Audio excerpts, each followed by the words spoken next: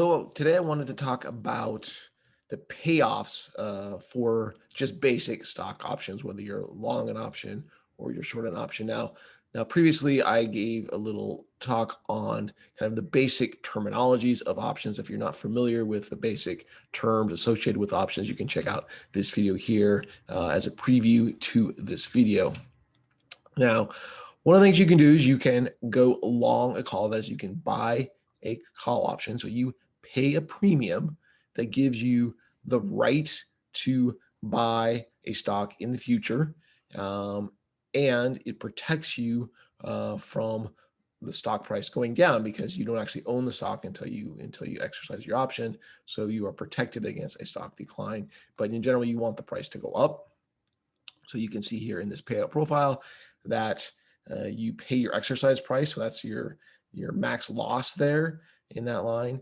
You have the strike price, and then as the price of the stock goes up from that strike price, and then you make up some of that premium until then you break even, and then you have an unlimited profit upside because you are able to exercise the option. That is, you're able to buy a stock at the exercise price, even though it has gone up above and beyond that. Now, of course, you could do the opposite of that and you could sell a call. You could short the call. So the idea here is that you now have, you receive the premium. So that's kind of your maximum profit.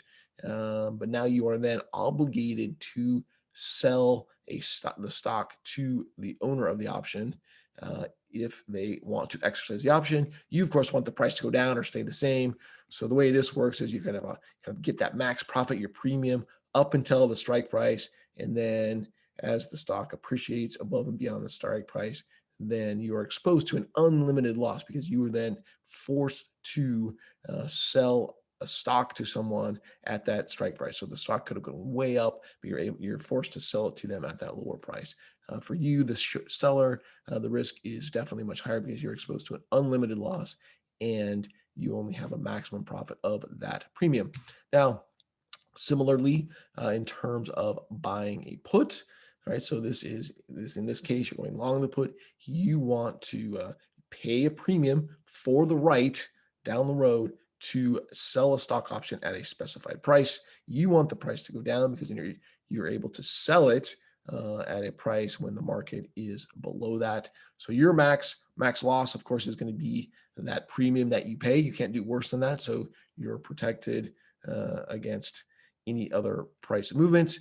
And then you will gain money as that stock price goes down. So from the strike price, you'll be able to gain a little bit of money until you get to that break even point. And then you have this unlimited upside in terms of the stock price going down. Your risk is relatively low because your max loss is, of course, that premium. And you can only do better than that as the stock price declines. The upside, if the stock price goes up, there's nothing there for you, but that's how options work. Now, on the opposite side, you could short the put or sell the put to someone. In this case, you receive the premium, and that is your maximum profit. You have then the obligation to buy a stock at a specified price from someone in the future. You want the price to go up so that they won't exercise the option.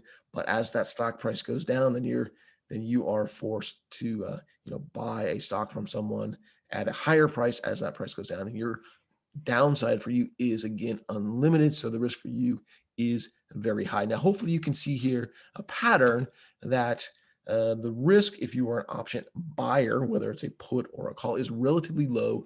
The worst you can do is to lose that premium. If you're the stock option seller, then the risk profile completely flips on its head and can be very risky. Your maximum profit is, of course, the premium, but you have this unlimited downside potential because of that. So if you think about risk and expected returns as a buyer of options, it is not particularly risky. So you would expect kind of on average your returns not to be that great. But if you're an option seller, again, on average, you would expect that your your expected returns will be high given the amount of risk you're taking.